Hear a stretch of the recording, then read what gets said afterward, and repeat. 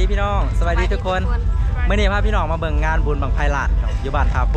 งานนี้นะยิ่งใหญ่แห้งพี่น้องมีบังไฟมาจากฝั่งไทยแน่แล้วก็ฝั่งลาวน้ำเนาะมาปนกันหลายค่ายพี่น้องมื้อนี้นะมีอยู่ 7-8 ค่ายพุ่นแหละทางฝั่งไทยก็บ่ว่าสิเป็นบังไฟจากนครขอนแก่นแล้วก็ค่ายบังไฟอู่สองพี่น้องเนาะตามที่เฮาชื่อได้พี่น้องแล้วก็บังไฟจากมุกดาหารเนี่ยก็มีมื้อนี้มีบังไฟทั้งเบิดอยู่37บังพี่น้องบังไฟลาดกะลายบังไฟแซนกะลายมาจากลายค่ายลายบอนพี่น้องค่ายประจำบ้านเขาเจ้านี่ก็สิเป็นค่ายเก็ตมณีน้ำโศกพี่น้องไปเดี๋ยวไปเบิ่งอยู่งานนำกันทุกคนว่าบังไฟมันสิหลายส่ำใดเป็นวงดนตรีที่ว่าเขาเจ้าสิใส่ครบงานมื้อแรงนี่เมื่อคืนนี่เพิ่นก็ครบงานไปแล้วว่ามื้อแรงนี่เอาอีกรอบนึงมื้อนี้คนหลายพี่น้องเอ้ยบ่ได้หลายแต่บังไฟเด้คนก็หลายรถก็หลายเอาค่อนข้างซับซ้อนนั่นข้อมูลหน่อยนึงเมื่อกี้นี่ต้องขอโทษขออภัยหลายๆพี่น้องเลยนะเพราะเป็นอย่างโดยคอยติดต่อประสานงานกันเป็นบางโดย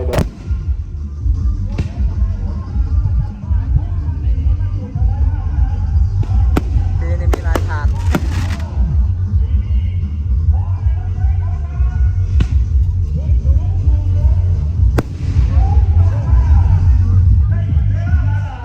ต้นนี้ทอหาเนาะต้นนาทอฮกแม่นบ่ไม่เราไปใส่ไม้ตะไลน่ะต้นนาทอฮกเนาะไม่ใช่ไม้ตะไล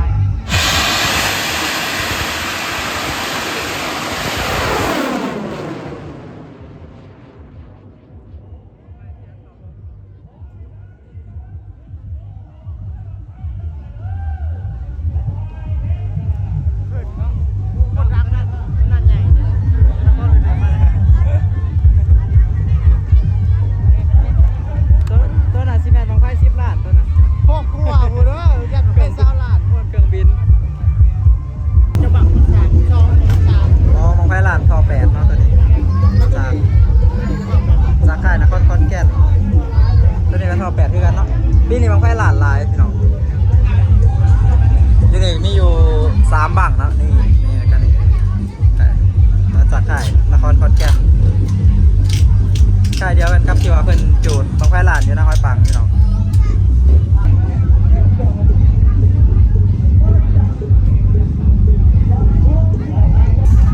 อันนี้คือบังไฟล้าน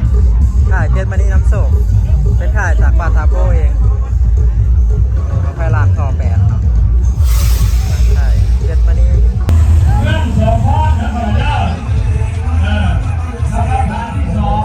บังไฟล้านอีกฝั่งหนึ่งตัวนี้ก็ทอ8เนาะแน่นมาทอ8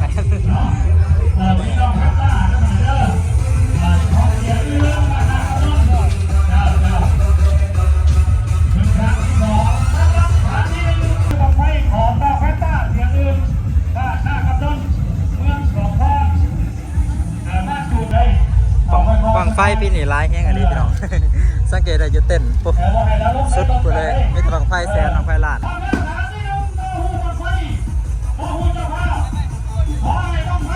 งานนี้บ่มีแข่งขันพี่น้องบ่มีการจับเวลางานนี้มีแต่การจุดถวายอย่างเดียวอันนี้คือค่ายบังไฟดอกบัวเขียวพี่น้องที่ว่าเพิ่นกำลังสิเอาขึ้นทานค่ายบังไฟที่ว่ามื้อก่อนอยู่บ้านนาห้อยปังเนาะเพิ่นได้เวลาอยู่405วินาทีเนาะที่ว่าเป็นระดับที่2ในงานมื้อนี้เพิ่นก็เอามาจูดหลายบังคือกันพี่น้องมื้อนี้นะแม่นมีเกือบว่าเบิดทุกค่ายเนาะอยู่ใน บริเวณสวรรณเขตเฮาแล้วก็ประเทศเพื่อนบ้านเฮาเนาะหรือว่าประเทศไทยเนาะพี่น้องทางฝั่งไทยเพิ่นก็เอามาจูดหลายค่ายคือกันเนาะอยู่แถวเรียบแคมฝั่งแม่น้ำคลองเนาะตรงกันข้ามกับบ้านทาโพ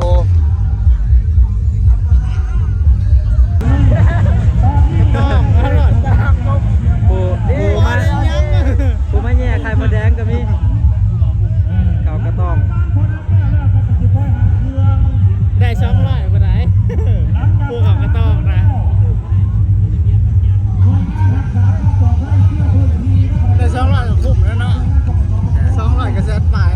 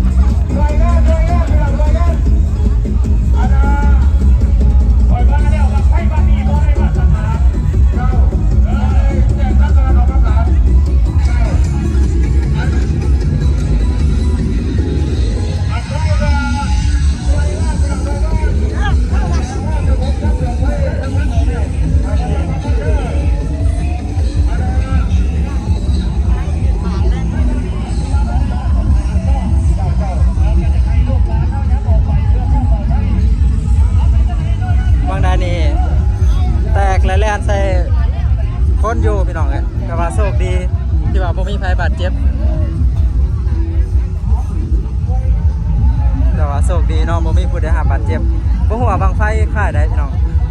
ยังบ่ฮู้ชื่อบังไฟที่แตกก็คือบังไฟค่ายเดียวกันกับที่ว่าเพิ่นจูดอยู่บ้านห้อยปังพี่น้องค่ายเดียวกันแต่ว่าตอนนี้เพิ่นกำลังสิจูดบังไฟแสนขนาดท่อ6 นิ้วของค่ายเพชรมณีนำโศก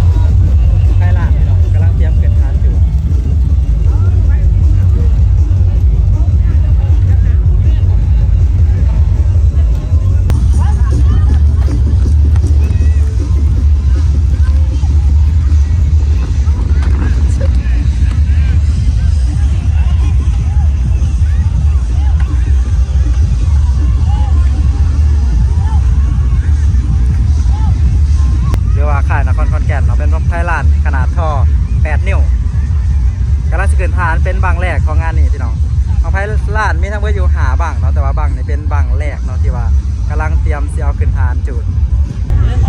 ใส่ชุดเดียวป่ะ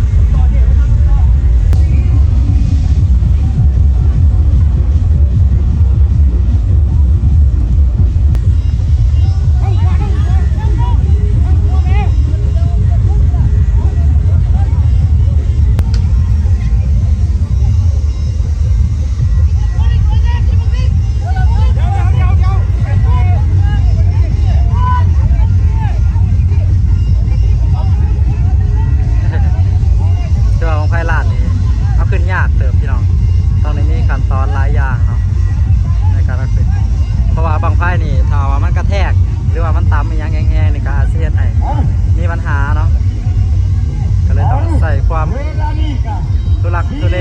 พอสมควรเนาะหรือว่าใช้ความพยายามสูงในการเอาขึ้นตอนนี้ทานบังไฟจนตีงเลยนะพี่น้องตีงบนฐานเลย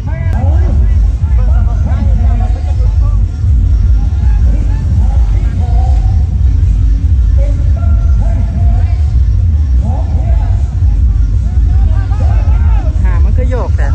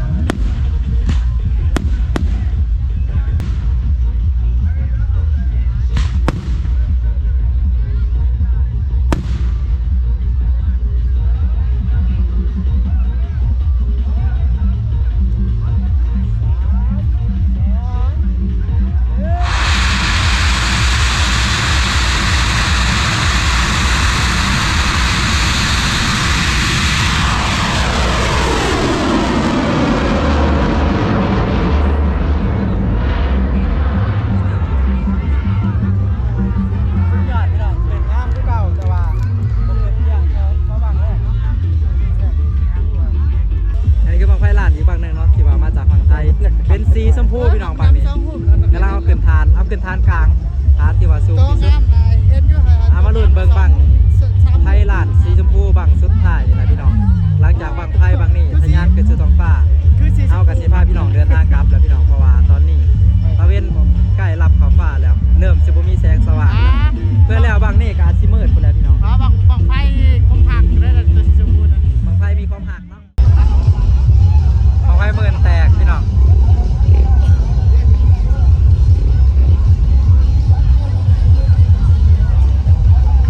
บ้างนี้บ้างพิเศษพี่น้องสีชมพูบางไฟทีมงานสีชมพู เสียงกับสิบได้ยินเพราะว่ามันเสียงรถหลายพี่น้องเอ้ยรถเครื่องเสียงหลาย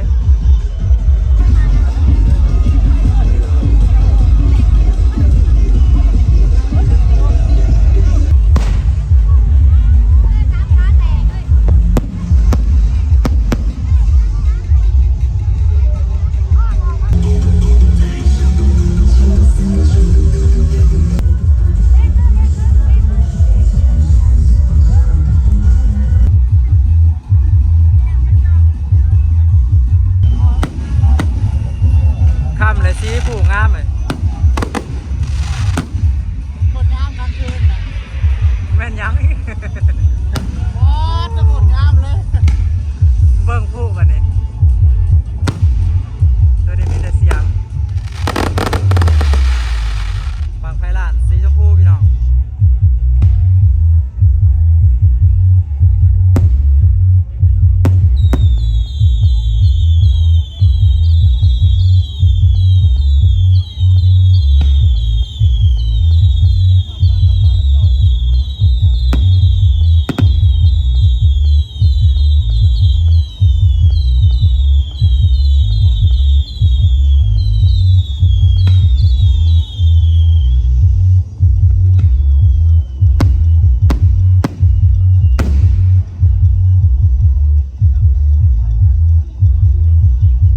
ได้ยินแต่เสียงเพลงเนาะ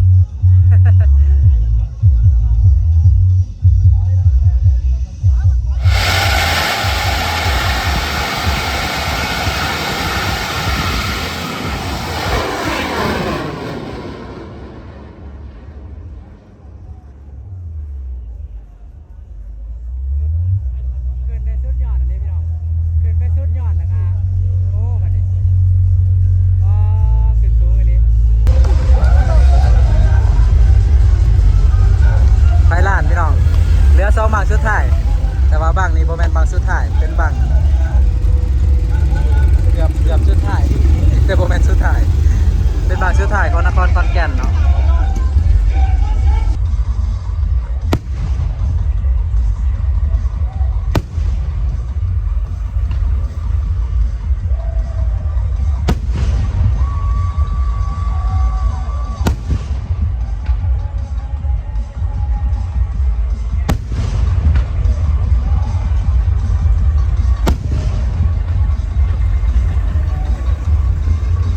มันก็หลาย เอาไว้จูนแฮปปี้นิวเยียร์ก็ยังขึ้นอยู่บัดนี้ก็ยอมเลย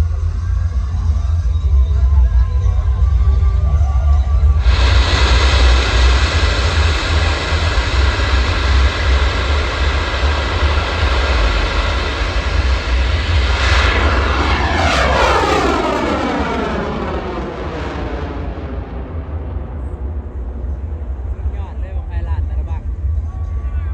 ขึ้นงามกว่าบังไพแสนทุกบังเลยพี่น้องบังไพลานข่ายนครขอนแก่นเบิด3บังขึ้นงามเบิดทุกบังพี่น้อง ช่วงเข้าไหม ขึ้นสูงพร้อมเนาะโอ้ลินอยู่เทิงโอ้นั่นอ๋อขึ้นสูงอะไร โลกอันนี้คือ ไปพี่น้องมานี่เดินทางกลับไปเด้อพี่น้องขอบคุณในไลฟ์พี่น้องที่ว่าเข้ามาเบิ่งคลิปนี้เนาะพอกันคลิปหน้าพี่น้องพอกันปีหน้า ต้นกาแฟ ไปเดินทางกลับแล้วพี่น้องบ๊ายบายร้อยบ๊ายบาย